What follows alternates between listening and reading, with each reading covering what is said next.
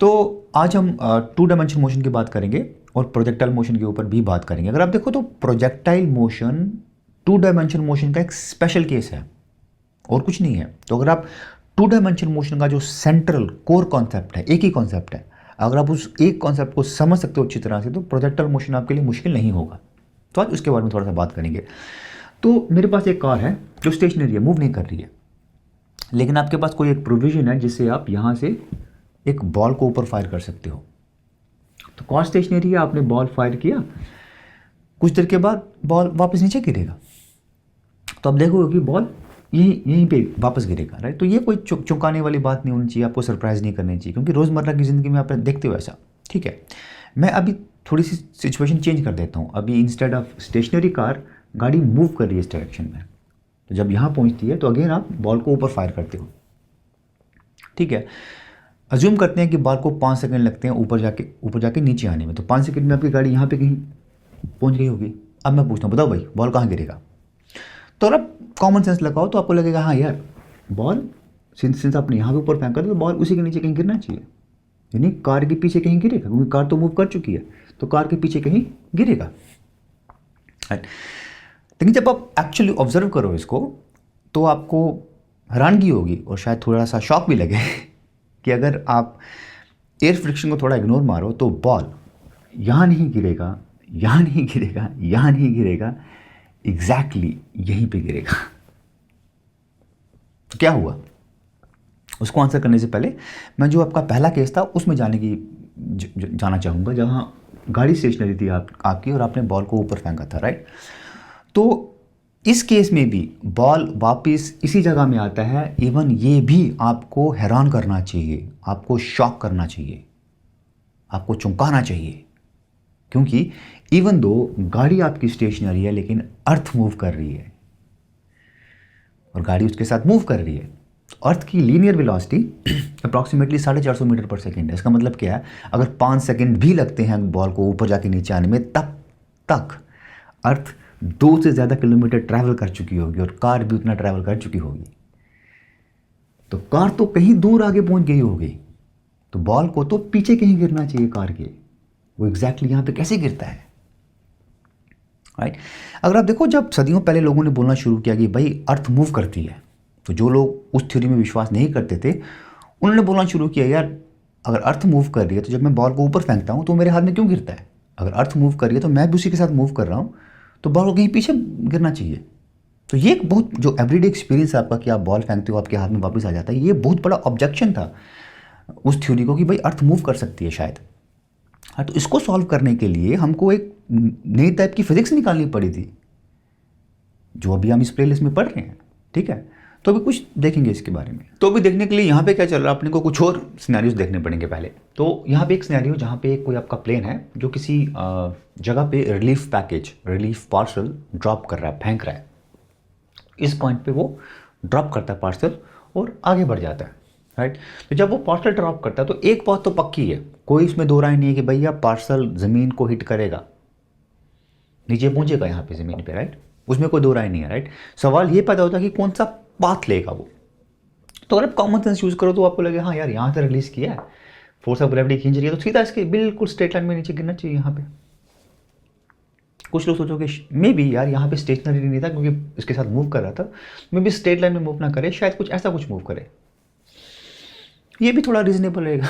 लेकिन जब इसका आप मोशन एक्चुअली ऑब्जर्व करते हो तो एक बहुत ही शॉकिंग चीज़ आपको देखने को मिलती है, चौंकाने वाली चीज़ मिलती है आपको।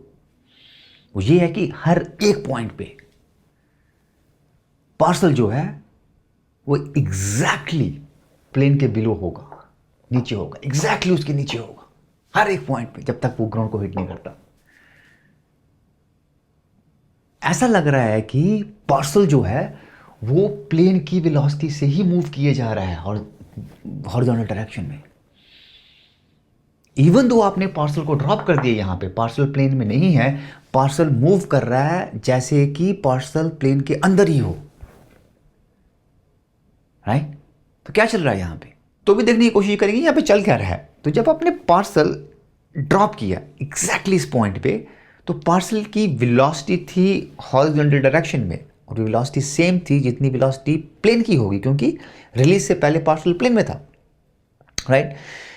हॉरिजॉन्टल वेलोसिटी के साथ साथ इस पार्सल की अभी वर्टिकल डायरेक्शन में एक एक्सेलरेशन भी होना शुरू हो जाएगा, वेलोसिटी चेंज होना शुरू हो जाएगा वर्टिकल डायरेक्शन में, क्योंकि वर्टिकल डायरेक्शन में एक फोर्स एक्ट कर रही है, फोर्स ऑफ ग्रेविटी, राइट। लेकिन लग रहा है कि जो हॉरिजॉन्टल डायरेक्शन में मोशन है वो चेंज नहीं हो रहा, वो सेम रह रहा है। हॉरिजॉन्टल वेलोसिटी इसकी सेम ही है। तो लगता है कि हॉरिजॉन्टल मोशन को फर्क नहीं पड़ रहा है कि भाई एक वर्टिकल डायरेक्शन में फोर्स एक्ट कर रही है, वो मजे से चले जा रहा है कांस्टेंट वेलोसिटी से। वही हम बोल रहे हैं कि भाई जो हॉरिजॉन्टल मोशन है that remains unchanged, even though एक फोर्स लग रही है वर्टिकल डायरेक्शन में, इस बेचारे को पता ही नहीं है हॉरिजॉन्टल मोशन वाले को कि भाई एक फोर्स एक्ट कर रही है वर्टिकल डायरेक्शन में। जो बहुत ही सरप्राइजिंग है, बहुत चौंकाने वाली बात है कि ऐसा होता है। तो भी यहां पे हमने केस देखा था जहां पे हॉरिजॉन्टल डायरेक्शन में जो मोशन था वो बिल्कुल बेखबर था कि वर्टिकल डायरेक्शन में मोशन कैसा हो रहा है। अब हम केस देखेंगे जहां पे वर्टिकल डायरेक्शन में मोशन जो होगा वो कंप्लीटली बिल्कुल बेखबर होगा कि हॉरिजॉन्टल डायरेक्शन में मोशन कैसा हो रहा है। तो आपके पास दो बॉल्स हैं, रेड और ब्लैक, दोनों को आप रिलीज करते हो, छोड़ते हो, एक ही टाइम पे छोड़ते हो, लेकिन जिस तरह से छोड़ते हो वो थोड़ा अलग होगा। तो ब्लैक वाले को आप फ्री फॉल की तरह से छोड़ देते हो, राइट। रेड वाले को आप एक फोर्स अप्लाई करते हो, छोटी सी ऐसा वेलोसिटी देते हो, इनिशियल वेलोसिटी, लेकिन दोनों को एक ही टाइम पे छोड़ते हो। तो जो ब्लैक वाले का मोशन होगा वो बिल्कुल प्योर फ्री फॉल होगा, स्ट्रेट लाइन में नीचे मूव करेगा। रेड वाले का मोशन में भी अपने को दो चीजें बिल्कुल पता रहेंगी, एक तो कि वो ग्राउंड को हिट करेगा, और दूसरी बात कि वो ब्लैक वाले से थोड़ा दूर जाएगा क्योंकि हमने उसको इनिशियल फोर्स दिया है। लेकिन जब आप रेड वाले का मोशन एक्चुअल में देखो तो एक बड़ी सरप्राइजिंग चीज आपको मिलती है, वो ये कि जो वर्टिकल डायरेक्शन में डिस्टेंस ट्रैवल कर रहा है वो ब्लैक वाले की तरह ही है। वर्टिकल डायरेक्शन में मोशन रेड वाले का, इवन दो उसको आपने एक हॉरिजॉन्टल डायरेक्शन में फोर्स दी गई है, उसका वर्टिकल डायरेक्शन में जो मोशन है वो प्योर फ्री फॉल की तरह ही है। वर्टिकल डायरेक्शन में मोशन बिल्कुल बेखबर है कि भैया उसको हॉरिजॉन्टल डायरेक्शन में एक फोर्स दी गई है, बिल्कुल बेखबर है उसके। यहां पे देखा हमने हॉरिजॉन्टल डायरेक्शन में मोशन जो है वो बिल्कुल बेखबर था कि वर्टिकल डायरेक्शन में क्या हो रहा है, और यहां पे वर्टिकल डायरेक्शन में जो मोशन है वो कंप्लीटली बेखबर है कि भैया हॉरिजॉन्टल डायरेक्शन में क्या हो रहा है। तो ये ऐसा कुछ सीन है कि आपके कुछ दोस्त यार रहे होंगे जो किसी के लिए अपनी जान हथेली में लेके घूम रहे हैं, लेकिन उनको तो पता तक नहीं है इसके बारे में। तो वैसा कुछ हो रहा है कि हॉरिजॉन्टल डायरेक्शन वाले मोशन को पता नहीं है कि वर्टिकल डायरेक्शन में क्या चल रहा है, और वर्टिकल डायरेक्शन वाले को पता नहीं है कि भैया हॉरिजॉन्टल डायरेक्शन में क्या चल रहा है। जो बहुत सरप्राइजिंग बात है, जो अगर आप ढंग से सोचो इसको तो बहुत चौंकाने वाली बात है ये, राइट, कि नेचर में ऐसा भी होता है।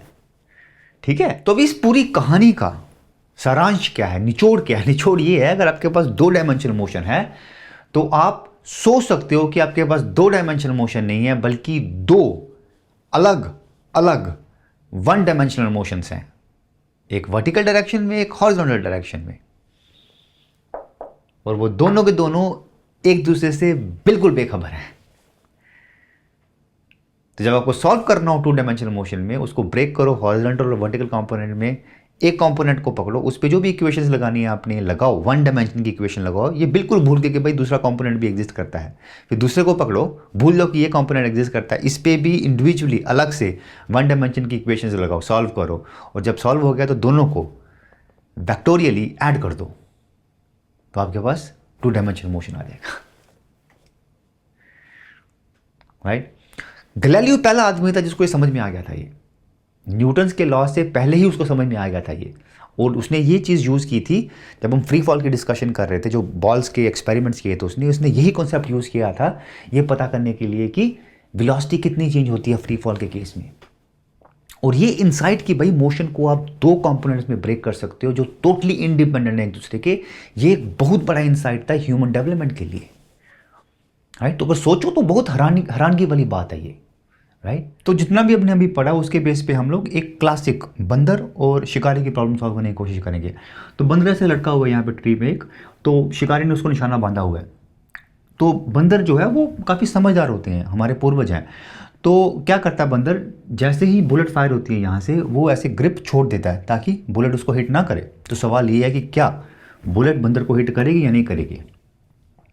तो अगर देखो आप, अगर ग्रेविटी नहीं होती तो ये बुलेट हिट नहीं करती इसको, बट ग्रेविटी के कारण क्या है, बुलेट का डाउनवर्ड डायरेक्शन में, वर्टिकल डायरेक्शन में मोशन होगा, राइट। जैसे हमने पिछली स्लाइड में देखा था कि जो वर्टिकल डायरेक्शन में मोशन होगा वो कंप्लीटली इंडिपेंडेंट होगा किसी और डायरेक्शन में मोशन के, राइट। और वर्टिकल डायरेक्शन में हमने और देखा था वहाँ पे कि जितना डिस्टेंस ट्रैवल करेगा कोई, वो सेम होगा जितना कोई और बॉडी जो फ्री फॉल में, फॉर एग्जांपल बंदर है, तो जितना बुलेट वर्टिकल डायरेक्शन में डिस्टेंस ट्रैवल करेगी और जितना बंदर वर्टिकल डायरेक्शन में डिस्टेंस ट्रैवल करेगा, दोनों सेम होगा।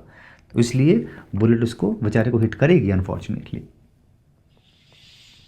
अगर बुलेट स्लो है तो मे बी यहाँ पे कहीं पकड़ेगी बुलेट को, इसको बंदर को। अगर बुलेट फास्ट हो तो बंदर को शायद यहाँ पे कहीं पकड़ेगी, लेकिन इसको हिट करेगी पक्का, राइट। तो अभी जो पहला सिनेरियो था उसको जल्दी से दोबारा से देखेंगे हम लोग। तो चलती हुई गाड़ी से किसी ने बॉल ऊपर फेंका है, सवाल यह है कि उस बॉल का पाथ क्या होगा। तो हमने अब तक जो भी पढ़ा वो ये है कि भाई हॉरिजॉन्टल मोशन और वर्टिकल मोशन एक दूसरे से बिल्कुल बेखबर है। तो पहले हॉरिजॉन्टल मोशन देखते हैं क्या होगा उसका, भूल जाते हैं ग्रेविटी एग्जिस्ट करती है। तो हॉरिजॉन्टल मोशन के लिए भाई बॉल को यहाँ से यहाँ मूव करना पड़ेगा, जैसे कि ऐसा समझिए कि भाई बॉल इसके ऊपर ही बैठा होगा, कहीं गया नहीं, तो बॉल यहाँ से यहाँ मूव करेगा। अब हॉरिजॉन्टल मोशन को भूल जाते हैं, वर्टिकल मोशन पे आते हैं। तो वर्टिकल मोशन के लिए क्या होगा, बॉल को ऊपर जाना पड़ेगा और फिर नीचे आना पड़ेगा, राइट। तो बॉल का पाथ कैसा हो ताकि वो हॉरिजॉन्टली यहां से यहां तक मूव करे और वर्टिकली ऊपर जाए और फिर नीचे आए, वो होगा ये वाला पाथ, पैराबोलिक पाथ, राइट। तो हमने अब तक जो भी पढ़ा उसको यूज करके हम प्रोजेक्टाइल मोशन को इजीली, बड़ी आसानी से समझ सकते हैं। तो प्रोजेक्टाइल मोशन क्या होता है, मोशन होता है ऑब्जेक्ट का जहाँ उसको आप एंगल पे ऐसे फेंकते हो, ऐसे एंगल पे फेंकते हो। तो आपकी तोपों की फायरिंग, रॉकेट की फायरिंग, गोली चलाना, क्रिकेट बॉल को जब हिट करते हो, अब ये सारे प्रोजेक्टाइल मोशन होते हैं। तो हिस्टोरिकली इसका इंपॉर्टेंस ये है कि भाई पुराने ज़माने में जब लोग तोपों वोपों से जब लड़ाइयाँ करते थे तो वो जानना चाहते थे कि भाई किस एंगल में मैं फेंकूँ इसको ताकि मैक्सिमम डिस्टेंस मिले मेरे को। तो इसलिए थोड़ा इसका इंपॉर्टेंस लोगों के दिमाग में तब से है। तो जैसे हमने बोला था प्रोजेक्टाइल मोशन 2 डायमेंशनल मोशन का एक स्पेशल केस है। जब कोई चीज़ ऐसी मूव करी तो ऑब्वियसली एक्स एक्सिस में मूव करी और वाई एक्सिस में मूव करी है, राइट। तो ये 2 डायमेंशनल मोशन है। तो जैसे हम पूरे वीडियो में बोले जा रहे हैं कि 2 डायमेंशनल मोशन को आप दिमाग में सोच सकते हो कि भाई 2 डायमेंशनल मोशन नहीं है, वो 2 इंडिपेंडेंट 1 डायमेंशनल मोशंस हैं जो एक दूसरे से बिल्कुल बेखबर है, राइट। तो आपके पास अगर वेलोसिटी इस डायरेक्शन में है किसी ऑब्जेक्ट की, तो आप उसका एक्स कॉम्पोनेंट निकाल सकते हैं, वाई कॉम्पोनेंट निकाल सकते हैं। इस पे आप अपने 1 डायमेंशन पूरी इक्वेशंस लगाइए ये सोच के कि ये एग्जिस्ट नहीं करता, एंड सिमिलरली इस पे अपने 1 डायमेंशन के पूरे इक्वेशंस लगाइए ये सोच के कि ये एग्जिस्ट नहीं करता, और दोनों को वेक्टोरियली कंबाइन करके हो गया आपका प्रोजेक्टाइल मोशन, राइट। तो अब देखते हैं एक्स एक्सिस में मोशन क्या हो रहा है। तो अगर आप देखो तो एक्स एक्सिस में कोई फोर्स एक्ट नहीं कर रही है। तो अगर कोई फोर्स नहीं एक्ट कर रही तो हम न्यूटन का फर्स्ट लॉ में देखेंगे कि उस पर कोई एक्सेलरेशन नहीं होगी, मतलब उसकी वेलोसिटी चेंज नहीं होगी, उसकी वेलोसिटी सेम रहेगी। तो पूरी की पूरी फ्लाइट के दौरान उसकी वेलोसिटी सेम रहेगी। तो ये जो हॉरिजॉन्टल वेलोसिटी है यू एक्स वी एक्स के बराबर होगा हमेशा थ्रू आउट।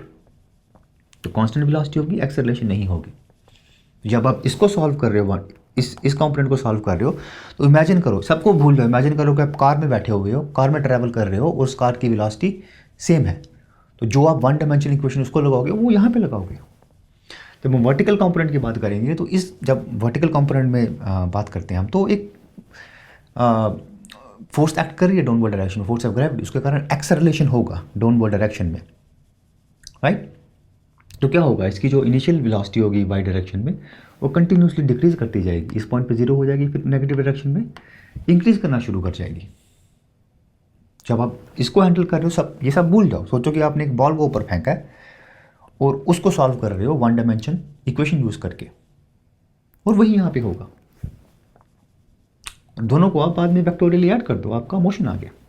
यही है प्रोजेक्टाइल मोशन, ठीक है।